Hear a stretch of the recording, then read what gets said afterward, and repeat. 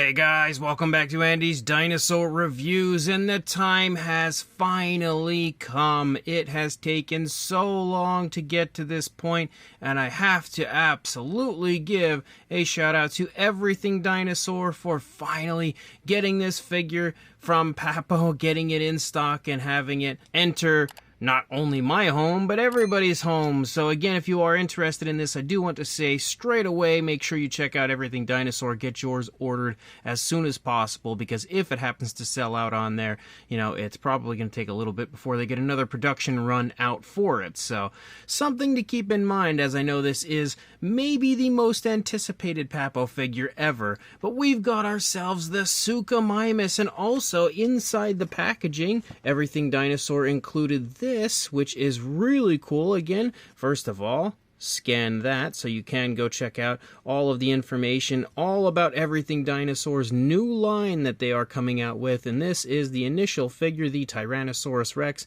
and it absolutely looks to be one of the nicest Tyrannosaurus Rex models probably ever. And then here on the back, again, Everything Dinosaur Evolution. You can see some super nice artwork, and again, that scan code right there. So definitely something to stay excited about, that's for sure. But as far as our Suchomimus goes, it is absolutely one of the most, actually I would say the most impressive Papo figure to come from Papo in years. And it almost feels like we're finally returning to the way it was when it comes to Papo, and it has been a long trip to get back to here again when it comes to quality dinosaur figures. And the crazy thing is, you know, I would say that as far as the sculpt goes, this is of a higher quality than older Papo that we were used to, because this is definitely one of the more accurate dinosaurs in the Papo line as a whole. But you can see, starting here in the head sculpt, it looks absolutely fantastic when it comes to the fine detail. And there is some impressively small scales. If you can get close enough here, like look as you lead up there, like in front of the eye and stuff, like there are such tiny little scales on this. And of course you see larger scales as you move along the snout, but extremely impressive when it comes to the fine detail here of the head sculpt of the Suchomimus. You can also see a bit of variation of color, as we've got some browns and greens. You even have like this light off-white tone that sort of like stripes along the jawline, as well as a darker tone that moves over the top of the head, you know, like through the crest here and then down into the snout. And of course you can see the nostrils right there, but it all looks really nice. The eyes are also nicely painted. They do as well feature a little bit of a gloss coat, so they kind of have that wet look, which is of course a plus. You do have an articulated jaw for the Suchomimus, and it does open quite wide. That's about as wide as it goes.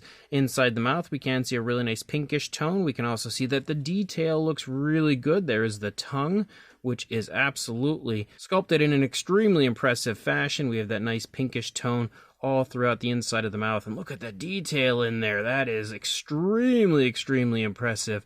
Papo absolutely did a great job. You can even see the throat back there. A great job on the inside of the mouth of the figure. You can see all of the teeth are sculpted quite nicely on the upper jaw. For the most part, they look to be sculpted individually.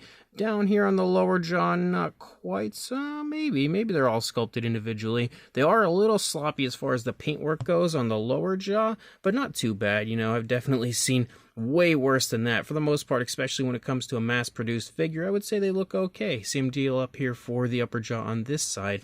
And then, of course, we can get a nice look at the head sculpt if my camera focuses. Look at the head sculpt on this side as well, which again is equally as gorgeous. My camera just doesn't want to believe that, apparently. But definitely very nicely done. As you move back, there is a seam right here, again, where the head connects to the body. Some people absolutely hate seams. I'm not absolutely against them. Like, you know, of course I would prefer it. This side actually doesn't look half bad at all. It doesn't really have a seam at all.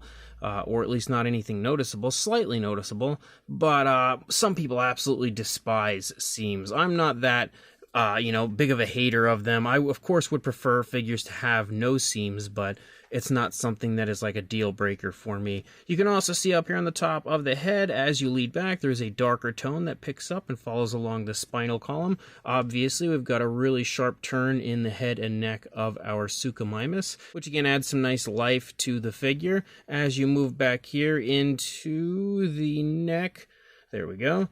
Into the neck, you can see some osteoderms popping up. You can also see some really nice, really vibrant scales as you lead along. There are some like light brown spots right here, which of course on the prototype look way more natural. Right here, this paintwork doesn't look very good as far as the spots go. It looks very sloppy and amateurish, you know, almost like trademark current Papo as far as what we've been seeing over the last few years. But other than that, I would say the paintwork so far has definitely looked pretty smooth. You can see some wrinkles and creases as you move back there behind the head and, you know, like the jaw. As you move down, you can see the throat here on the underside of the figure. Very nice transition from the green to this light tone here of the underside of the Suchomimus as well. It looks pretty good as far as that goes. There's also some nice tensing in the neck. The sculpt on this is absolutely, I would say, a masterpiece when it comes to a Suchomimus. But as we move down, again, you've got some more creases as you move closer to the body. We can also kind of make out the shoulder blade as we lead down, and the skin detail down here in the body is extraordinarily impressive. You can see so much variation when it comes to the different types of scales and stuff, like kind of like scoots here up in the top of the shoulder blade. Then you've got some more larger scales here, but then you've got finer scales in between with some osteoderms popping up. And then you have super fine scales over here.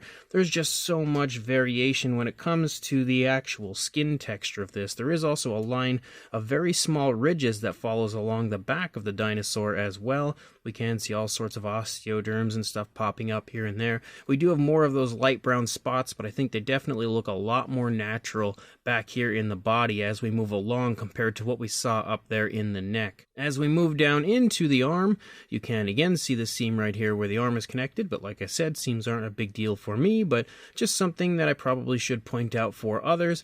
But as you move down, you can see again some brownish tones in the arm as we transition to a very dark tone for the hand and fingers and everything. We can see the fingers sculpted really nicely. The claws as well look pretty good. They are painted with a black. Everything looks quite nice as far as that goes. You can also see like some small ridges there kind of leading off of the back of the arm, moving from the elbow down. As you move back up into the stomach, again, we've got some nice variation to the greens. You have a nice lighter green here, a little bit of a darker green as you move up. You've also got some dark tones that just pattern through, and again, those light brown spots. As we move back into the hip region, we do have some nice scoots over the top of the hip, and again, some nice variation to the scales as you move along down through the thigh. You can see, again, larger and smaller scales all throughout with pretty much the same type of paintwork we've seen the entire way through.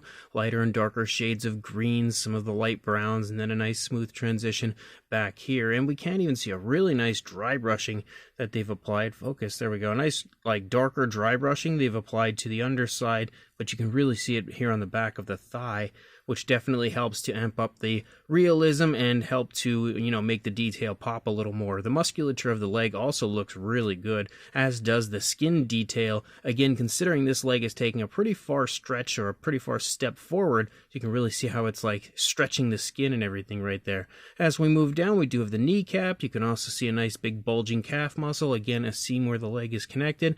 As you move down, you have some nice variations of browns, as well as, again, super vibrant skin texture leading through, leading into the foot sculpt, a nice bird-like foot sculpt. As we lead down, we can see some scoots moving down the front of the foot, down into the toes. Again, we darken to that like dark grayish tone mixed with some browns, and then we have the claws again sculpted and painted with a nice black. You can see the dew claws there as well, especially when you, of course, look at the other leg.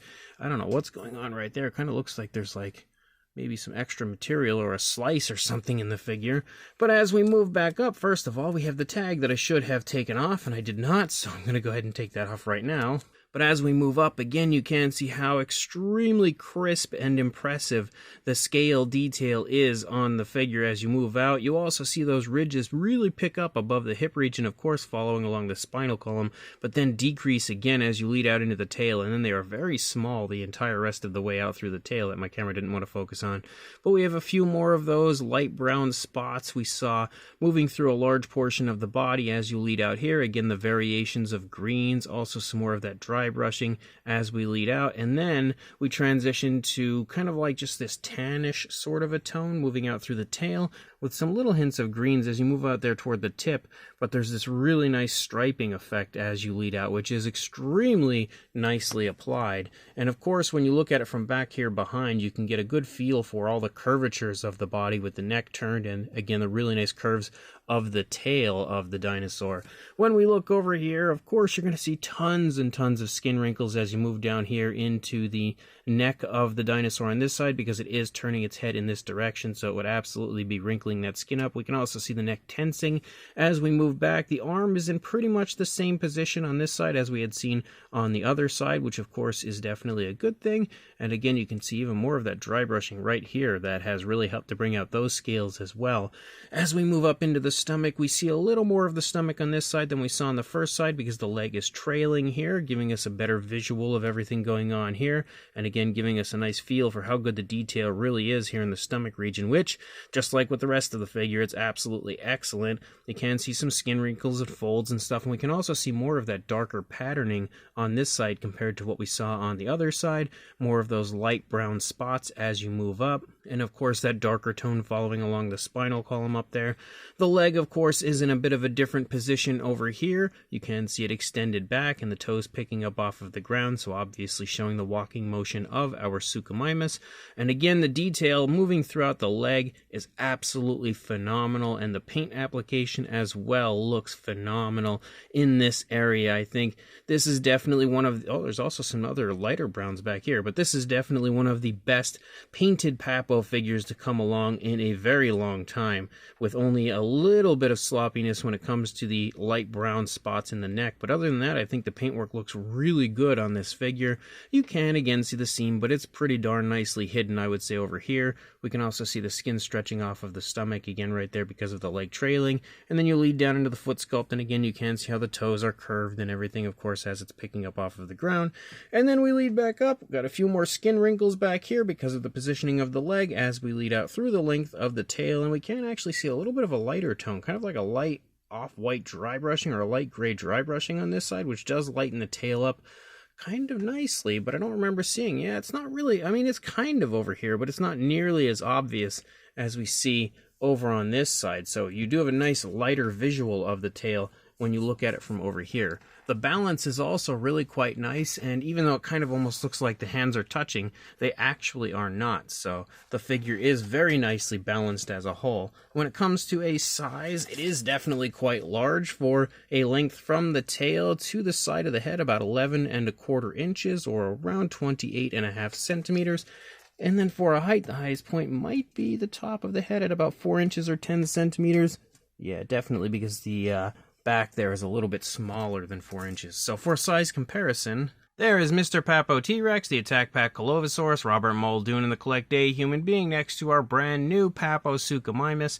And you can definitely see that, again, it's pretty big, honestly. Definitely a little bit larger than I was expecting it to be. For a size comparison with a similar species here with Howlong Good, we actually have their baryonyx, and as you can see, the Papo Suchomimus is much, much larger. And then the comparison that I think most people would probably like to see, we have the PNSO version of the Suchomimus, which we can see is a little bit smaller than the Papo version. We've also got the PNSO Baryonyx, which as we can see is as well quite a bit smaller. And then of course we also have the PNSO Cynopliosaurus here, which as you can see again is a little bit smaller, but much closer in size. Now there aren't nearly as many Suchomimus figures out there as you might expect there to be, so we're going to kind of stray away from that species because other than like the old Safari LTD version, which I'm not entirely sure where that one is currently, and that one would be way smaller, I don't really have that many, again, besides like Mattel's Suchomimus figures, and they're obviously going to be a good bit larger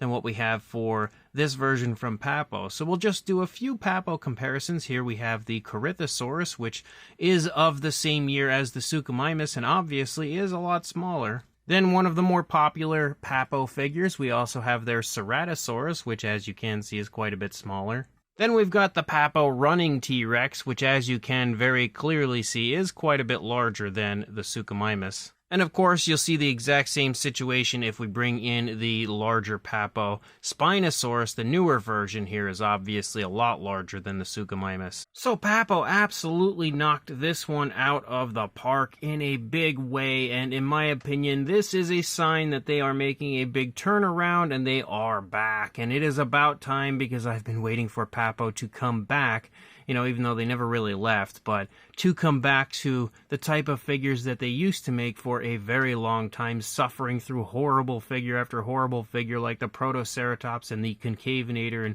the repaint of the Styracosaurus. Like, it was just so sloppy and so ugly for so long. It is such a breath of fresh air to finally see them returning to their former glory, and maybe even upgrading in some ways when it comes to this Suchomimus, because the sculpt of this is absolutely magnificent from head to tail. It is far and away my favorite Suchomimus now in my collection. Definitely, pushing out the PNSO version, but it is an absolute work of art when it comes to the fine detail and the overall appearance. I also quite like the pose because it does add some nice life to it. Papo often has interesting poses. They've gone ahead and given this one a nice sharp turn in the head and neck, which can be a little annoying to some. It's not going to be the greatest pose in the world when it comes to like dino toy photography and stuff, but at the same time it does add some nice life to the model, and it is better than just like your standard sort of like generic, pose looking forward and stuff. So I guess it's nice to see Papo, giving us a pose like this that does add like a moment in time here with our Suchomimus. The paint apps on this are also like exponentially better than a lot of the more recent figures from Papo. The only area that I can say that I'm not a huge fan of when it comes to the paint apps are the brown spots in the neck, because they don't really look that natural. A few of the spots moving through the body are questionable, but for the most part they look pretty decent. But the patterns like moving out into the tail and some of the darker patterns in the stomach and everything are really smooth and naturally applied. There's some nice dry brushing, really nice transitions. Overall, the paintwork is miles better on this one than any of the more recent Papo releases we've had. So without a doubt, this figure is a must-have if you ask me. And if you are interested in grabbing it, I will include a link in the description to exactly where I got mine, and that again is from Everything Dinosaur. So make sure you check the link in the description. Absolutely pick up this beauty, and like, comment, and subscribe, and I will see you in the next review. Thanks for watching.